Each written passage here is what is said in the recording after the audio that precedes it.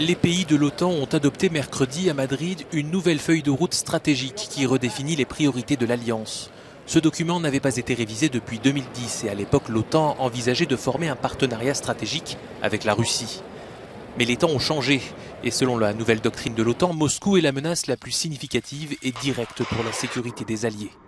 Concrètement, le flanc oriental de l'Alliance va être renforcé, avec 300 000 militaires à haut niveau de préparation déployés.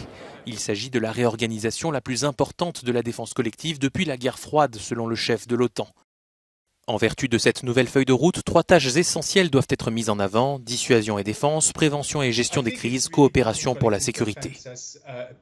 La défense collective est en fait la première des priorités, explique Fabrice Potier, analyste à l'Institut international d'études stratégiques. La défense collective devient la mère de toutes les missions, sous laquelle vous avez la défense et la dissuasion, la prévention des crises et la coopération en matière de sécurité. D'une certaine manière, il y a officiellement 3 missions principales qui sont en fait enveloppées dans un plus grand objectif, qui est d'assurer la défense collective de l'Alliance.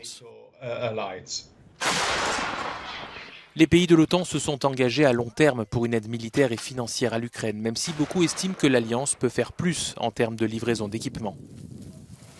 Le sommet de Madrid a aussi permis de lancer officiellement le processus d'adhésion de la Suède et de la Finlande, initialement bloqué par la Turquie, qui accusait les 2 pays scandinaves d'abriter des militants du PKK.